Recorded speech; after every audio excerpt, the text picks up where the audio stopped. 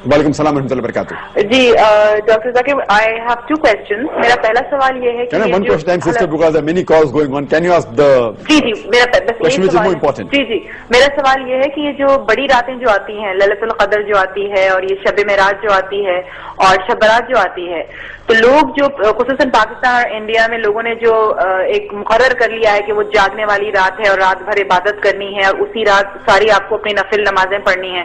تو میں ہمیشہ اس بات پہ کافی مجھے اس بات پہ کنفیوژن ہوتی ہے کہ عبادت تو انسان کو 365 ڈیز کرنی چاہیے, نفل تو آپ کبھی بھی پڑھ سکتے ہیں, دعائیں تو آپ کبھی بھی کر سکتے ہیں. تو مطلب یہ جو راتیں جو ہوتی ہیں ان کا آپ تھوڑا ذکر کریں گے, بتائیں گے کہ ہم کو کرنا کیا ہے ان راتوں میں.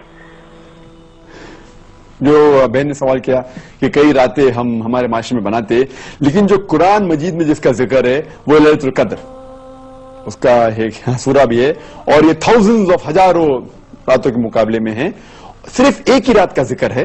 اور میں آپ کی بات سے متفق رکھتا ہوں کہ آپ بالکل صحیح فرماتی ہے کہ عبادت تو ہر روز کرنا چاہیے, سال کے ہر دن میں کرنا چاہیے, 365 ڈیز.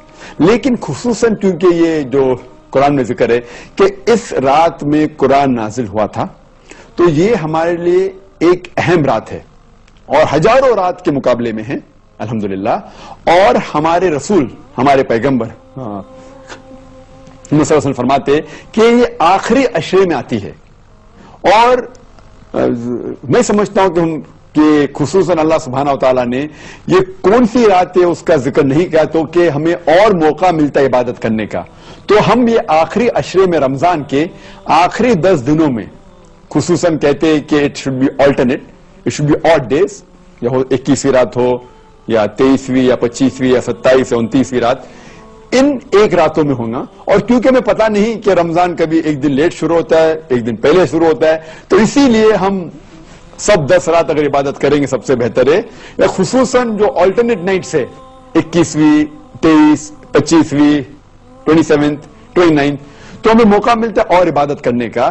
لیکن اس وقت آپ جو عبادت کریں گے آپ کا جو ثواب ہے وہ کئی زیادہ ہوگا.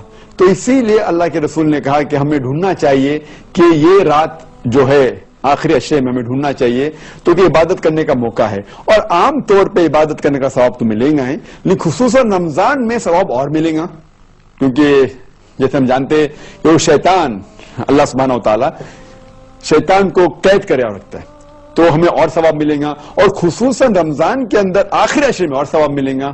اور خصوصاً جو آلٹرنیٹ نائٹ ہے 21ویں, 23, 25, 27, 29, ان راتوں میں اور ثواب ملے گا. اسی لیے ہمیں ان راتوں میں کوشش کرنا چاہیے کہ جاگنا چاہیے اور عبادت کرنا چاہیے. لیکن سال کے اس کا مطلب یہ نہیں کہ باقی دنوں باقی رات میں عبادت نہیں کرنا چاہیے, ہر روز کرے تو بہت اچھا ہے الحمدللہ.